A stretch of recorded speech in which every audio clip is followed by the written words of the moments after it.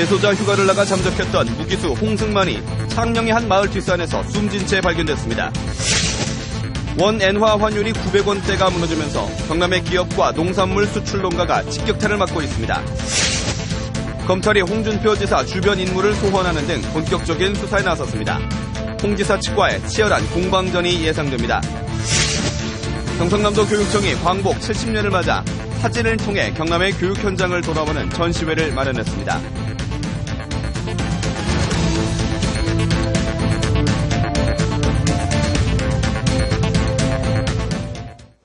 안녕하십니까. 이어서 경남 소식입니다.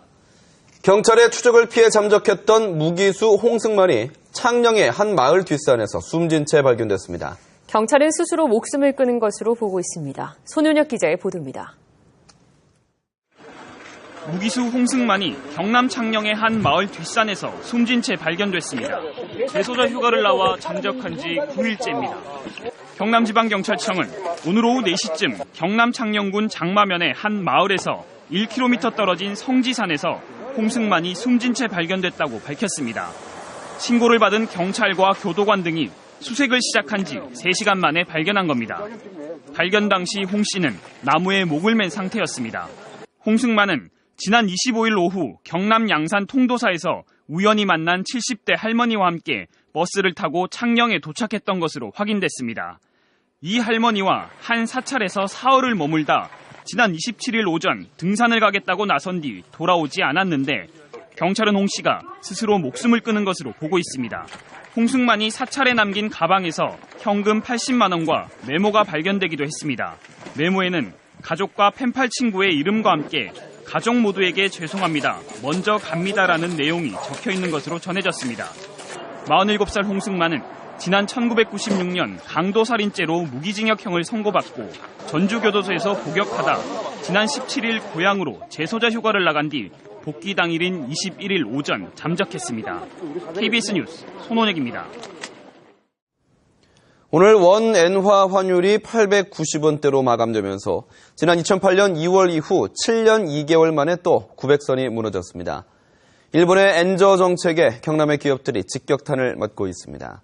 먼저 오종호 기자의 보도입니다. 김해에 있는 공작기계 제조업체 40여 개 나라에 수출하며 해외 매출 비중이 지난해 65%였지만 현재 50% 정도로 줄어들었습니다. 엔저로 가격 경쟁력을 갖춘 일본 업체들의 공세가 거세기 때문입니다. 딜러들한테 가격 압박을 받고 있습니다. 물론 저희들도 거기에 따른 일부 하고 있습니다만 추가적인 압박이 좀 계속 될 거라고 생각을 하고 있습니다.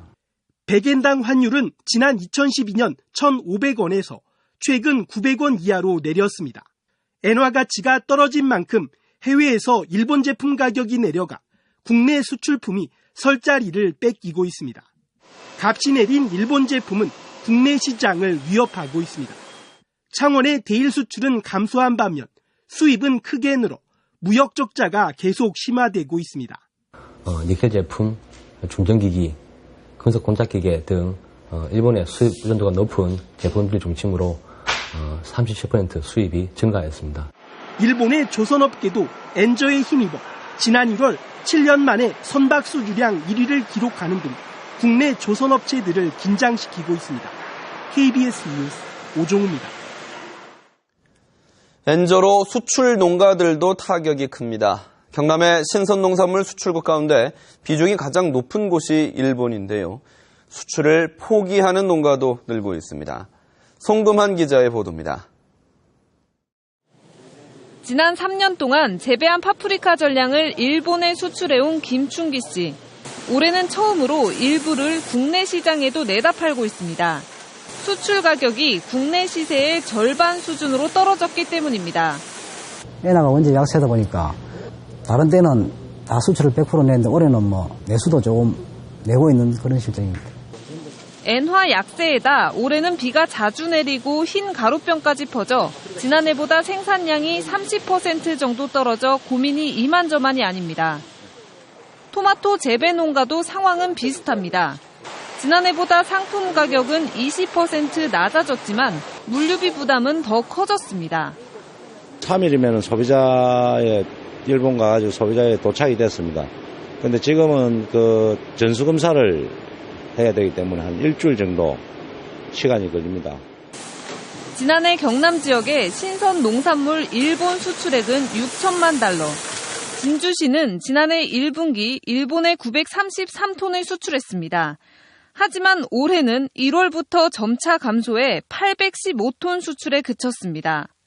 전년에는 톤수가 많이 조금씩 1, 2, 3월들 증가했지만은 올해는 1, 2, 3월들이 점차 줄어들었습니다. 경상남도는 판로 다변화 등을 모색하겠다는 방침이지만 농가들은 수출 보조금 확대 등 적극적인 대책을 요구하고 있습니다. KBS 뉴스 송금환입니다. 성완종 리스트와 관련해 검찰이 홍준표 지사의 주변 인물을 소환하면서 수사가 본격화됐습니다. 검찰과 홍 지사 양측의 치열한 공방전이 예상됩니다. 보도에 천윤수 기자입니다. 성완종 리스트와 관련해 검찰 특별수사팀은 홍 지사의 일정을 관리하던 비서를 참고인으로 불렀습니다. 성 회장 측으로부터 1억 원이 홍 지사에게 건네진 것으로 알려진 시점은 2011년 6월. 검찰 특별수사팀은 당시 홍 지사의 일정과 동선이 어땠는지 확인에 주력하고 있습니다. 검찰은 지난 2주 동안 이 시점에 성 회장의 행적과 측근들의 동선을 재구성하는 데 집중했습니다. 홍 지사의 주변 인물을 불렀다는 것은 검찰이 이 작업을 일정 부분 마무리했다는 것을 의미합니다. 검찰 조사는 성 회장 측과 홍 지사의 일정이 맞아떨어지는지 확인하려는 것으로 보입니다.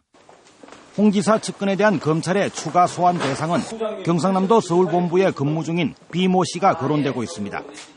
비 씨는 홍 지사의 국회의원 시절인 2001년부터 2012년 사이 보좌관을 지냈습니다. 지난 2주 동안 준비한 검찰 특별수사팀과 검사 출신 홍준표 지사의 본격적인 공방전이 시작됐습니다. KBS 뉴스 천영수입니다. 우리 부모님 세대들은 어떻게 또 어떤 모습으로 학교를 다니고 또 살아왔을까요? 광복 70년을 맞아 다양한 역사의 현장을 담은 귀중한 사진들이 전시되고 있습니다. 김대진 기자가 전해드립니다.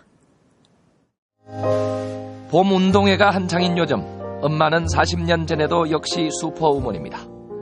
한복 차림으로 아이를 등에 업고 필사적으로 달리는 어머니의 얼굴에서 운동회의 흥겨움이 묻어납니다. 100m 출발선에 선 여학생, 주먹을 꼭 쥔 채 신발까지 벗어던졌습니다. 한 마리 학처럼 한껏 뽐을 낸 체육 시간이 지나고 도시락을 준비해 올 수 있으면 다행이었던 모두가 어려운 그 시절, 소박한 양은 도시락이 정겹습니다. 전쟁으로 교실이 불타고 엄동설안의 야외에서 수업을 하지만 가르침과 배움의 열기는 그대로 느껴집니다. 학교를 새로 짓는 데는 온 마을 주민들이 나서서 한 손 한 손 힘을 더했습니다. 일제강점기 아픔의 역사도 있습니다. 군사훈련에 동원된 초등학생이 군인 같은 훈련을 해야 했습니다. 사학과를 전공하다 보니까 이런 일제시대 때 사진들을 보니까 굉장히 좀 많이 느끼는 게 많았고 이 기록물이 참 중요하구나 그런 생각을 좀 했습니다. 광복 70년을 맞아 경남교육청이 마련한 추억의 학교 기록물 전시회. 지난해부터 각 교육청별로 모은 4,300여 점 가운데 엄선한 70여 점이 교육의 역사를 보여주고 있습니다. 부모님 세대는 어떻게 이 험난한 세월을 살아왔고 또 교육을 받아왔으며 그다음에 또 학교는 어떻게 발전을 했는지를 좀 보여드리고 싶었어요. 어버이날 글자를 그려낸 마스게임, 후배들의 환송을 받으며 눈물을 감추는 졸업식, 얼굴보다 긴 손수건을 가슴에 단 입학식 등 추억의 학교 전시회는 앞으로 시군 교육청 등을 돌며 계속됩니다. KBS 뉴스 김대진입니다.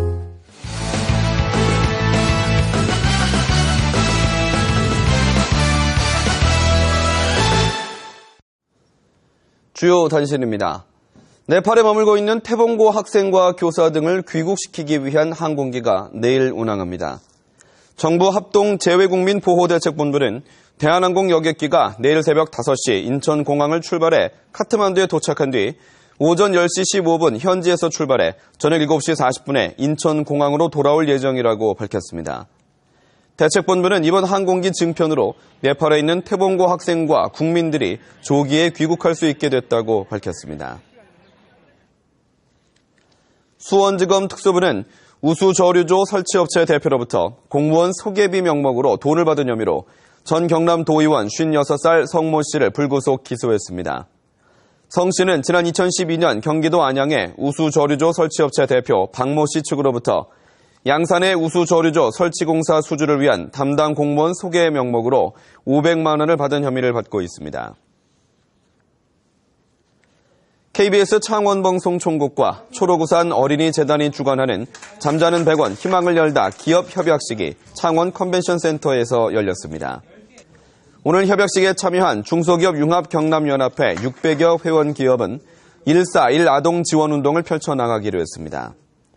잠자는 100원 희망을 열다는 지난 3년 동안 잠자는 동전을 모아 경남적 빈곤 가정에 3억 5,400만 원을 지원했습니다. 자율 협약 중인 통영 성동조선에 대한 4,200억 원 규모의 채권단 신규자금 지원안이 부결됐습니다. 수출입은행 등에 따르면 무역보험공사에 이어 우리은행도 신규자금 지원에 대한 채권단 회의에 부동의 의견서를 전달해 신규자금 지원이 부결된 것으로 알려졌습니다. 수출입은행은 채권단 의견을 받아들여 수주 조건을 엄격히 하는 등 지원 조건을 바꿔 다음 달쯤 채권단에 자금 지원 안건을 다시 제시할 것으로 알려졌습니다. 경상남도와 창원시는 글로벌 테마파크 추진 예정지인 창원시 진해 웅동 토지를 분할하기로 했습니다. 224만 제곱미터 면적인 진해 웅동 토지는 경상남도가 개발공사를 통해 지분 64%를, 창원시가 34%를 보유하고 있습니다. 양측은 올해 상반기에 토지 측량에 착수해 분할 구도를 결정하기로 했습니다. 한국가스안전공사 경남지역본부는 오늘 창원축구센터에서 가스안전 결의대회를 열었습니다. 이번 행사에는 경상남도와 각 시군 가스 담당 공무원, 고압가스와 LP가스 관련협회, 경남지역 도시가스사 등 종사자 130여 명이 참석한 가운데 가스사고 예방을 위한 공감대 형성과 가스안전 문화 인프라 구축에 노력할 것을 결의했습니다. 경남도의원들에게 의원 1명당 자문인력 1명씩을 둘 수 있는 법적 근거가 마련됐습니다. 국회 안전행정위원회는 내년부터 광역지자체 시도의원에게 입법 보좌 인력을 신설 배치하는 내용의 관련 법률 개정안을 의결했습니다.